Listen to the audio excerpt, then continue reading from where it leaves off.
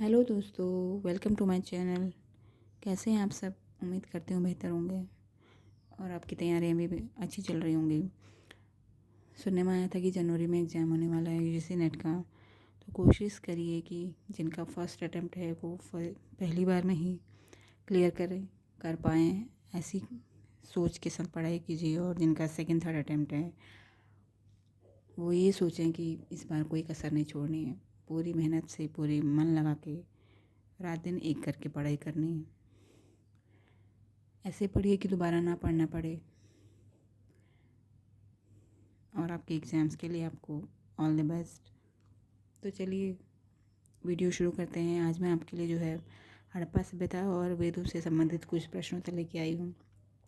उम्मीद करती हूँ आपकी एग्ज़ाम्स की तैयारी में आपके लिए बेनिफिशियल रहेंगे। तो चलिए वीडियो शुरू करते हैं। आज का हमारा पहला प्रश्न है, हड़प्पा सभ्यता के संपूर्ण क्षेत्र का आकार कैसा था? ये त्रिभुजाकार था। बहुत कॉमन क्वेश्चन है। हमारा अगला प्रश्न है, कार्बन 14 पद्धति के आधार पर सिंधु सभ्यता का अनुमानित काल क्या था? तो ये था 2350 से लेकर 1750 ईसा पूर्व। तीसरा प्रश्न है, किस हड़प्पा कालीन स्थल से ऊंट की अस्थियों के साक्ष्य मिले हैं? तो ये मिले हैं कालीबंगा से। कालीबंगा से ऊंट की अस्थियों के साक्ष्य मिले हैं। हमारा चौथा प्रश्न है, 1958 ईस्वी में भारत सेवक समाज द्वारा किस हड़प्पा स्थल की खोज की गई थी? ये था आलमगीरपुर की खोज की थी भारत सेवक समाज द्वारा 1958 में। अगला प्रश्न है, हड़प्पा लिपि का मूल रूप कौन सी लिपि है? ब्राह्मी लिपि को माना गया है।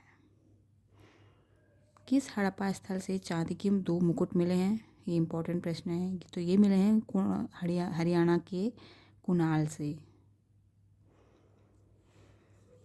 7वां प्रश्न इस प्रकार है, हड़प्पा संस्कृति का अन्य नाम क्या है? तो हड़प्पा संस्कृति को कांस्य युगीन संस्कृति भी कहा गया है। सर्वप्रथम किसने सिंधु सभ्यता को हड़प्पा सभ्यता के नाम से संबोधित किया था? तो ये किया था सर जॉन मार्शल ने। हमारा आज का 9वां प्रश्न है, सिंधु घाटी सभ्यता मूलतः कैसी थी? मतलब शहरी थी, ग्रामीण थी? तो इसका उत्तर है शहरी सभ्यता। सिंधु घाटी सभ्यता जो थी शहरी सभ्यता थी।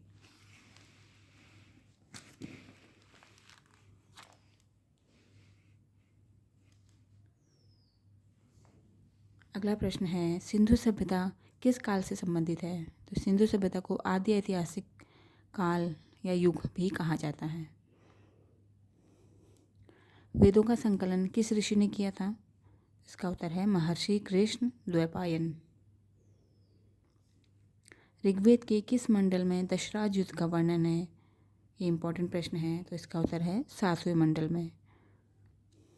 सोम देवता का वर्णन भी इसी में 7वें मंडल में ही किया गया है। ऋग्वेद के 9वें मंडल की रचना किस ऋषि ने की? अंगिरा ऋषि। किसे वेदों के 2 पैर कहा गया है?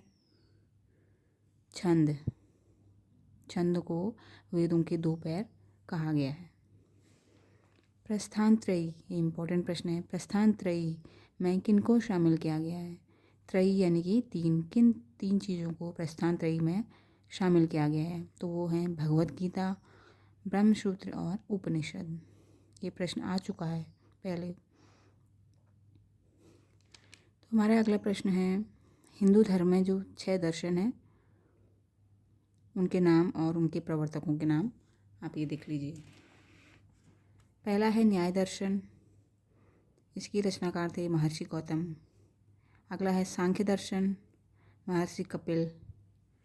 योग दर्शन, महर्षि पतंजलि। वैशेषिक, महर्षि कणाद। पूर्व मीमांसा, इसे कर्म मीमांसा भी कहा जाता है, महर्षि जैमिनी। और उत्तर मीमांसा जिसे वेदांत भी कहा जाता है, महर्षि बादरायण। तो आज के प्रश्नोत्तर की श्रृंखला यहीं पे समाप्त होती है। उम्मीद करती हूँ ये प्रश्नावली आपकी एग्ज़ाम्स के लिए बेनिफिशियल रहेगी, तो इसे पढ़ते रहिए। कल मैं फिर से आपके लिए प्रश्नोत्तर सीरीज़ लेके आऊँगी। तब तक के लिए थैंक यू।